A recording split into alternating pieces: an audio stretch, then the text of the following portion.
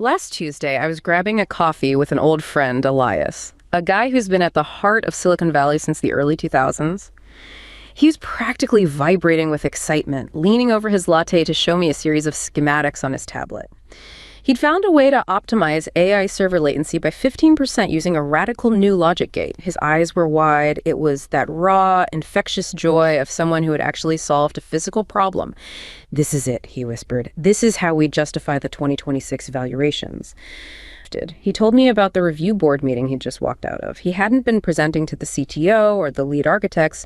He was presenting to a systems equity task force, a group of administrators whose titles were longer than his project summary, and not one of them understood the code he'd written. They didn't ask about energy efficiency or processing speed. Instead, they spent 40 minutes questioning whether his algorithm's priority sorting might inadvertently reinforce legacy biases. Elias pulled up an email on his phone. It was a formal notice of delay. His breakthrough, the thing that could have saved the company's plummeting market value, was being shelved indefinitely for a comprehensive ideological audit of the development team. He looked at me, completely drained, and said something I won't forget. "We aren't building the future anymore. We're just presiding over its autopsy." That moment, seeing a brilliant mind defeated not by a superior competitor, but by a wall of sterile, non-technical bureaucracy, made me realize the headlines were all wrong. The Microsoft correction wasn't about overvaluation. It was a symptom of a much deeper, more terminal pathology. We are witnessing the competence crisis finally hit the wall, where the systems we rely on have become so bloated with administrative carcinoma that they can no longer perform the very functions they were built for. Why did we trade the engineers of reality for the priests of compliance? And what happens when the machines finally stop working because there's no one left who remembers how to fix them? That word autopsy it's just brutal. Yeah. But it's so accurate. It really is. It stuck with me all week. And, the story about your friend Elias, that isn't just an anecdote. It's not just one guy having a bad day at the office. No. It's a data point. It's a very clear signal of a systemic collapse that a lot of us are starting to call the great unraveling. The great unraveling. Yeah. His story, that moment in that conference room, it represents the collision. It's where the hard reality of engineering, of physics, of code crashes right into this wall of ideological compliance, and the whole machine it seizes up. It feels like that's happening everywhere. You feel it when you use an app that's gotten worse over time, or you try to navigate a government website. It's the sense that things are breaking. They are breaking. Yeah. And that's exactly what we need to dive into today. This isn't random. It's not bad luck. It is a structural failure. It is a competence crisis.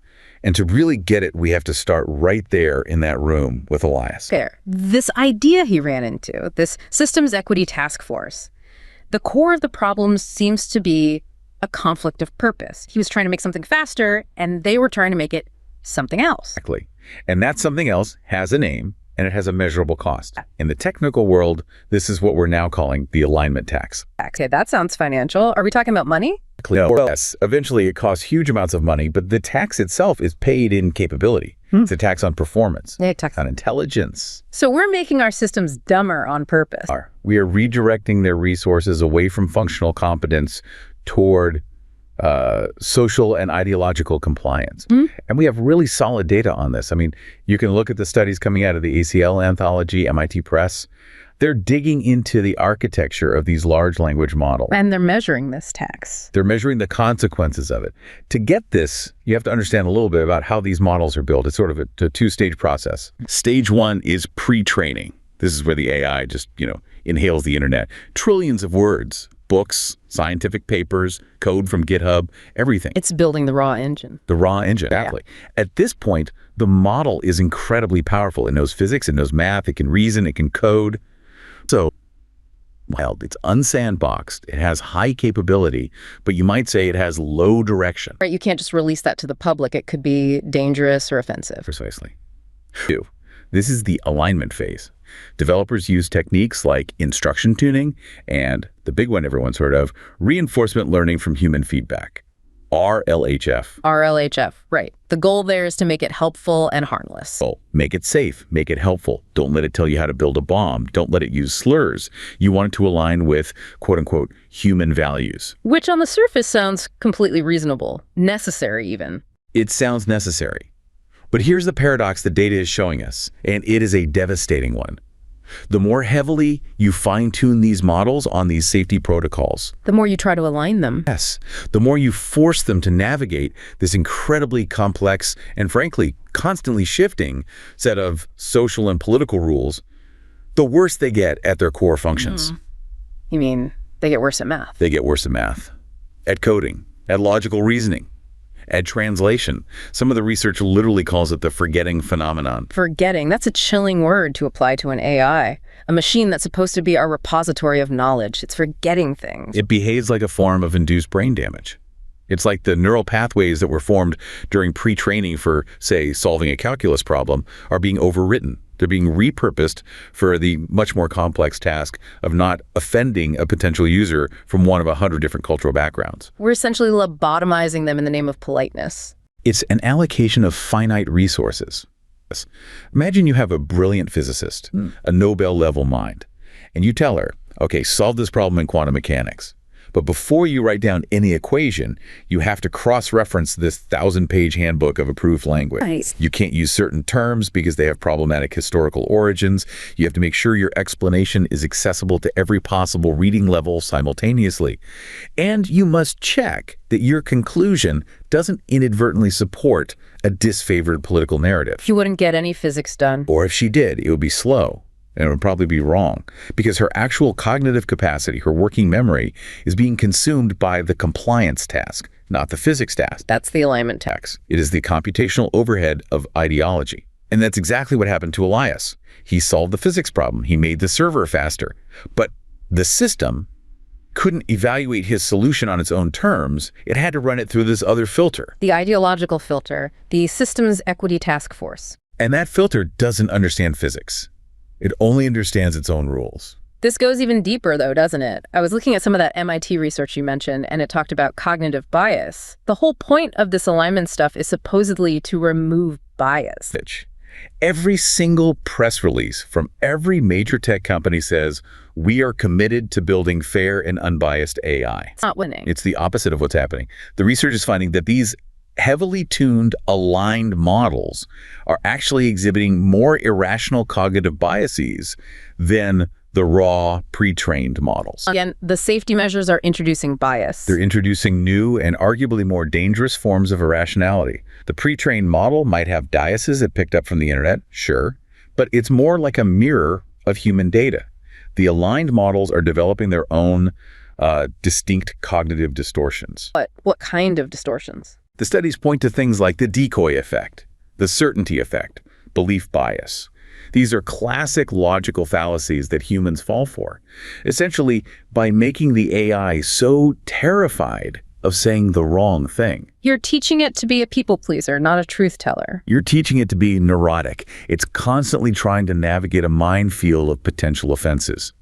And that warped process makes it less rational. It makes it easier to manipulate. It will agree with a flawed premise if it seems like the safer option. Neurotic is the perfect word. It's like we've given the machine an anxiety disorder. It's so busy looking over its shoulder, it can't walk a straight line. That's a great way to put it. And this all comes back to what the researchers call the alignment forgetting trade-off. It's a direct, measurable relationship. The more you punish a model for potential toxicity, A term which is itself pretty subjective and changes week to week. incredibly subjective.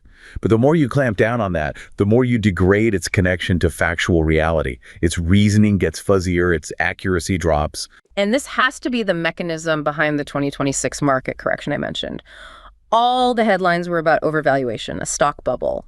But you're saying it was a product failure crisis. It was an ROI crisis. Duh. ROI stagnation is the term from the outline. Look, companies were pouring hundreds of billions of dollars into these systems. The promise was exponential growth and capability, justifying the insane energy and hardware costs. The 2026 valuations Elias mentioned. Exactly. But what they got was a product that was hitting a wall. The models were getting bigger, they were consuming more energy, but they weren't necessarily getting smarter or more useful. In some cases, they were getting worse. Because of this tax.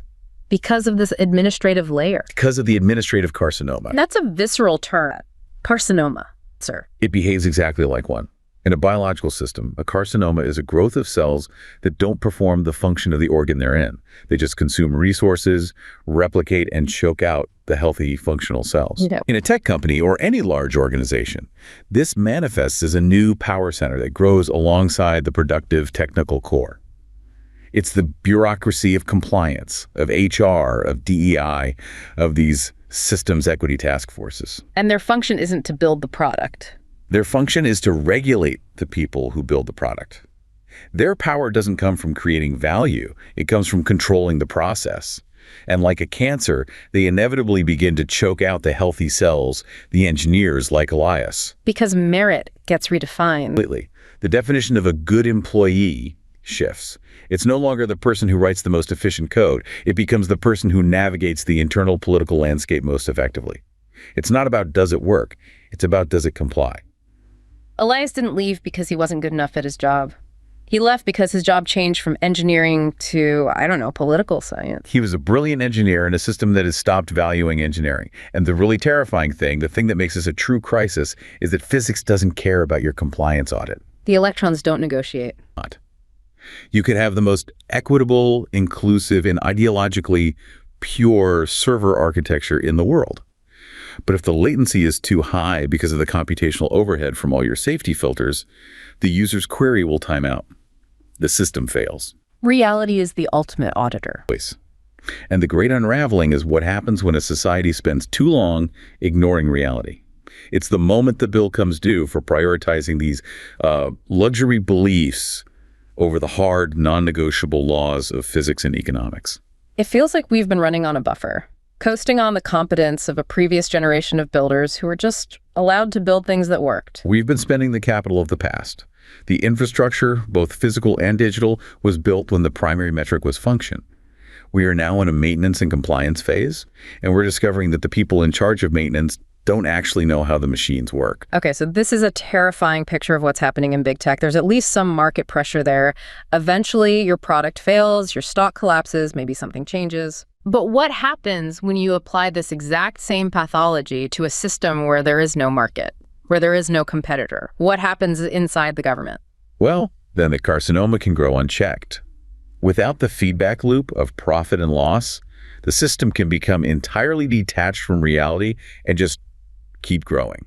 We have this story, this account that came out from a mid-level analyst at the Department of Homeland Security. This was during those operational meltdowns in early 2026. He wrote it anonymously for obvious reasons. I've read that one. He called what he was seeing the quiet purge. A powerful phrase. Yeah. It's not loud, it's not dramatic, it's just a slow, steady replacement. He described watching these seasoned experts. We're talking people with 20, 25 years of experience in logistics, supply chain management, crisis response, border operations. The people who actually know how things work. Yes, the doers. And he watched them get systematically sidelined, pushed into early retirement, or moved to powerless advisory roles. And the key is who replaced them. Not better logisticians. No, they were replaced by people with titles like administrative liaison, or policy coordinator. Notice the language. A liaison or a coordinator doesn't do things. They manage the people who do things. Their role is communication, politics, interfacing. He painted the scene. It was a command center during a major logistical failure. A critical shipment of medical supplies was stuck at a port. The whole supply chain was seizing up. And he said the room was packed with people. Okay. He looked around and realized that almost everyone there had a fancy degree. Masters from Harvard Kennedy School, PhDs in policy studies.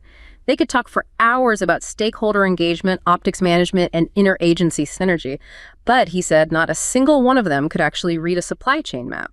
They had the credentials, but not the competence. They knew the theory of the system, but not the practice of its operation. He called it Bureaucratic Anomie. That was his term for it. The organization was functioning on paper, meetings were happening, memos were being sent, reports were being filed, but in the real world, the trucks weren't moving. Anomy. That's a really specific and important concept. It comes from the sociologist Emil Durkheim. I've heard the term, but I'm not sure I fully get it. It means a lack of norms, right? Chaos. Not quite a lack of norms. It's a breakdown of functional norms. In a healthy, competent organization, the norms are based on performance. The rule is, deliver the mail, or secure the border. If you do it well, you're promoted. If you fail, there are consequences.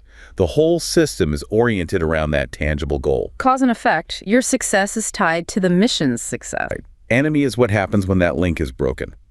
The performance-based norms get replaced by what sociologists call particularistic standards. Meaning standards that are not universal or objective. Things like, do you use the correct politically approved language in your emails? Or are you seen as loyal to the current administration's narrative? Or does your team meet a certain demographic quota? So the goal is no longer secure the border. It's look and sound the right way while ostensibly trying to secure the border. And in a state of anomie, you can completely fail at the actual mission, but as long as you succeed on the political and bureaucratic metrics, you keep your job. You even get promoted. And the opposite is also true. The opposite is what happened to Elias. You can be brilliant at the actual mission, but if you fail the political test, you're out. The system purges competence in favor of loyalty. This connects directly to another concept from the source material, elite overproduction.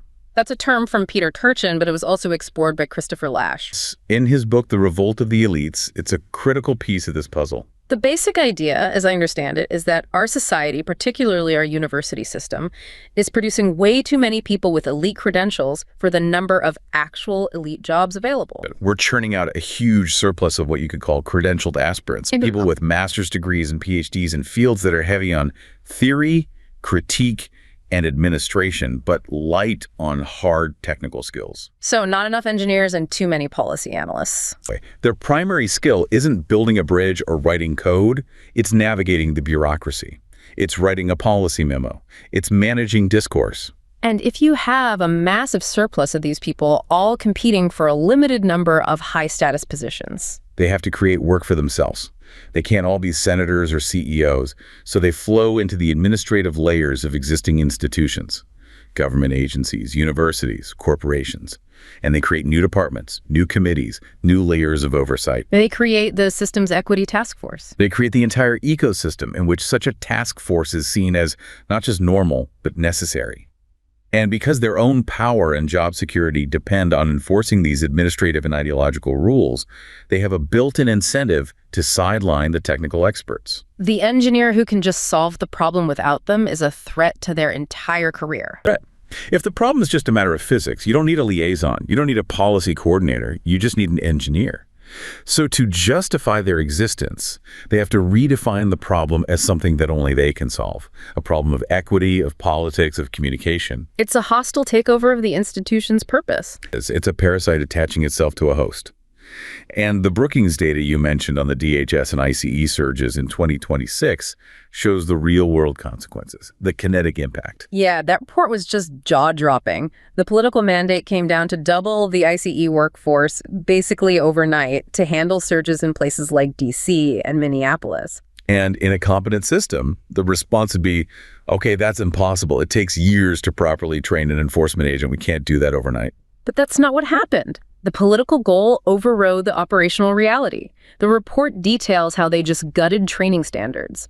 The most insane detail for me was them shifting 600 Department of Defense lawyers to work on immigration cases. Lawyers, not agents, not judges. Lawyers from the DOD who have zero background in the complexities of immigration law. And the training they got before being thrown into this. 2 weeks. 2 weeks. I mean, it's darkly comical. You're giving people with no relevant experience 2 weeks of training and then telling them to make decisions that could, change someone's life forever. National security implications, humanitarian implications. And the report is very clear about the result. Its conclusion was mistakes get people killed. It wasn't an accident. It was an engineered failure. It was the direct, predictable outcome of a system that chose to prioritize political optics. We're doubling the workforce over the hard, boring reality of competence and training. You're just putting bodies in chairs to hit a spreadsheet metric. And you're not just failing to solve the problem, you're actively creating new ones. Wrongful detentions, mission-critical errors, a complete breakdown of process. This is what anomy looks like in the field.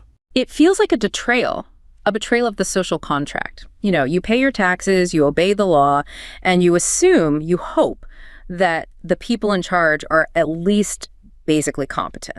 This is exactly what Lasch wrote about in The Revolt of the Elites. He argued that the new managerial elite have, in a sense, seceded from the country they govern. Their loyalty is more to their class and its values than to the nation or the people they're supposed to be serving. And this is where that idea of luxury beliefs comes in. That's a term from the writer Rob Henderson. A very useful term. A luxury belief is an idea or an opinion that confers status on the upper class while inflicting a cost on the lower classes. Give me an example. The classic one is about defunding the police. For a wealthy person in a gated community with private security, advocating for this is a low-cost way to signal their virtue and progressive bona fides. But the consequences of that policy aren't felt by them. They're felt by the working-class people living in high-crime neighborhoods who rely on the police for basic safety. The elite gets the status, and the poor pay the price. So how does that apply here to the competence crisis? Enforcing a complex ideological framework on a tech company or a government agency is, for the manager, a luxury belief. It costs them nothing. In fact, it gets them promoted. It signals to their peers that they're enlightened. It's a status marker within their class. But the cost is very real. The cost is borne by everyone else. When the alignment tax makes your software buggy and slow, the elite manager isn't the one who suffers. The small business owner who relies on that software does. When the DHS logistics train grinds to a halt, the DC policy coordinator still gets their Amazon delivery. The person waiting for that critical medical shipment does not. It's the revenge of reality. You can live in an abstraction for a while, but eventually the bridge either stands or it falls. The power grid either works or it doesn't. And we are now living through the consequences of letting the abstraction mongers run things for too long. This is a pretty grim diagnosis. We've got the tech leviathan strangling itself with its own safety protocols. We've got the government bureaucracy collapsing under the weight of an incompetent, credentialed class. If you're a competent person listening to this, if you're an Elias or that DHS analyst, what are you supposed to do? Do you just give up? Watch the autopsy. That's the critical question. And history has an answer. When the mainstream legacy institutions become fundamentally broken, when they become what some people call zombie institutions that just shamble forward without a real purpose, competent people don't just sit there. They exit. They leave. They leave. And they build something new. The part that, frankly, gives me some hope, it's the story of a young woman named Sarah. Sarah is the counter movement. She's the immune system kicking in. So Sarah is described as a math prodigy. She's brilliant. She writes this paper on infrastructure resilience. We're talking the physics of how to keep bridges and buildings from collapsing. Hard science, tangible reality. Exactly. And she applies for this very prestigious fellowship, but she gets rejected. And it's crucial to understand why she was rejected. Was there a flaw in her calculations? No, her math was impeccable. She was rejected because her paper did not include an equity impact statement. Again. She was writing about concrete and tensile strength. The committee told her she failed to consider the social justice implications of structural engineering. It's the alignment tax in academia. The gatekeepers demanding you pay the ideological toll before they'll even look at your work on its merits. But here's what's so interesting about her story. She didn't fight them. She didn't launch a social media campaign.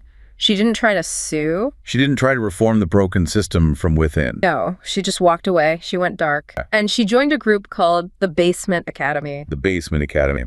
It sounds like something out of a novel.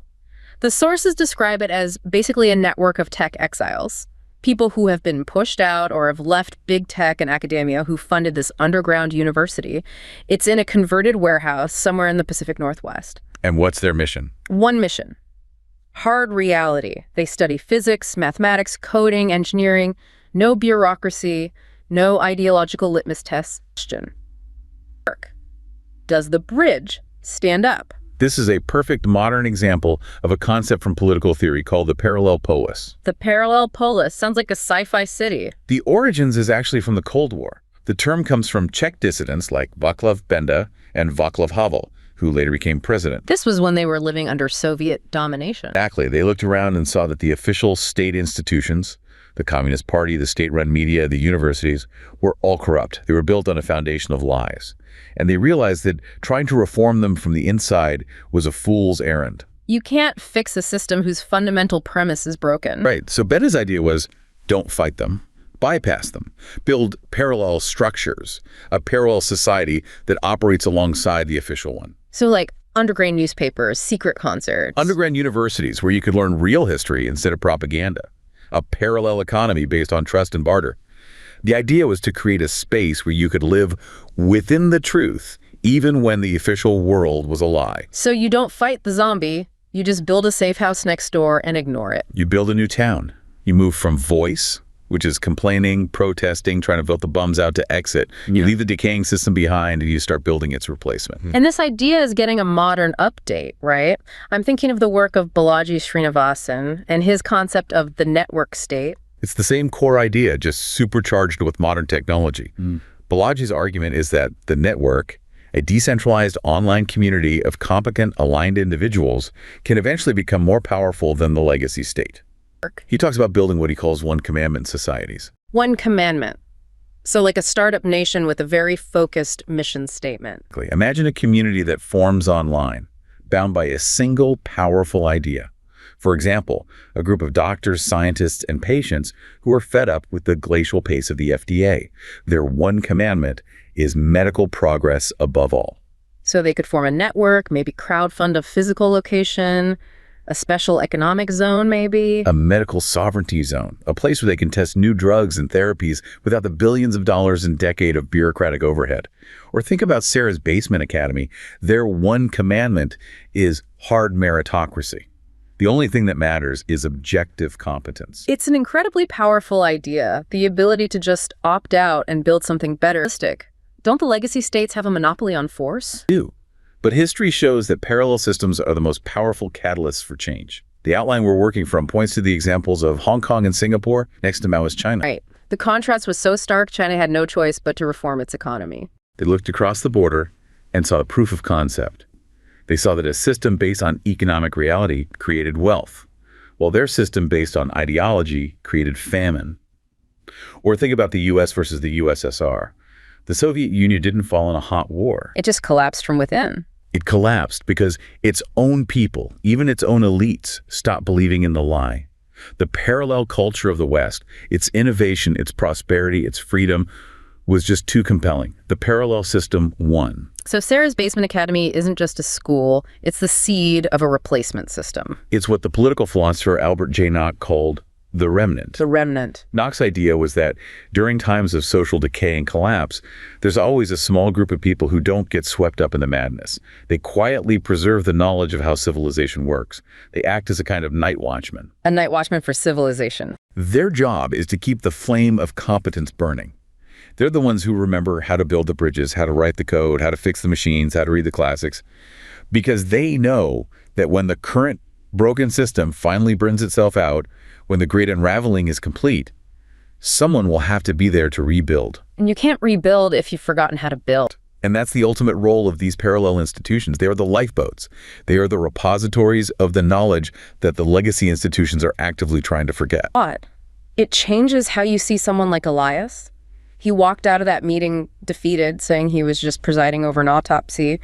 But maybe he's about to start presiding over a birth, if he finds his own basement academy.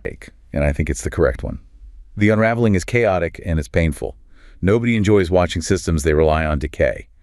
But it's also a period of immense clarification. It clears away the nonsense. It reminds us that reality is not optional. You can't run a power grid on good intentions. You can't build a society on ideological jargon. There are requirements. Physics, economics, supply chains, they don't care about your feelings. And this is the synthesis, really, the big takeaway from all of this. The diagnosis of the confidence crisis is simple. We traded our engineers for compliance officers, and the machines are breaking down. And the solution isn't to just find a better compliance officer. The solution is not political reform in the traditional sense. It's not about finding the right party to manage the administrative carcinoma, because both sides are infected with it. The solution is a reboot. It's a foundational return to first principles, a return to valuing common sense, objective truth, and above all, excellence. It's about building the parallel polis. It's about finding or creating your own basement academy. For anyone listening to this who feels like Elias, who is frustrated and tired of the bureaucracy and just wants to build things that work, the message is that you are not the past. You are the future. You are the remnant. Your skills are the ones that become infinitely valuable when the abstractions fall away. That's a hell of a place to land. It completely reframes the problem from one of despair to one of opportunity. It's not about what's being lost. It's about what needs to be built. The agency is back in the hands of the competent individual. So as we wrap up this deep dive, that's the thought I want to leave you with. We've talked about the alignment tax in tech, the quiet purge in government, and the rise of the parallel polis. We've seen how systems can decay when they lose touch with reality. The question it leaves me with is this. If the legacy institutions are the Titanic, and they've already hit the iceberg, are you spending your time rearranging the deck chairs? Or are you learning how to build a lifeboat? And more importantly, are you surrounding yourself with other people who know how to build lifeboats? The future, it seems, won't belong to those who mastered the dying grammar of a decadent regime. It will belong to those who kept the flame of competence burning, ready to rebuild from the ashes of the great unraveling. A pleasure, as always. Thanks for diving in with us.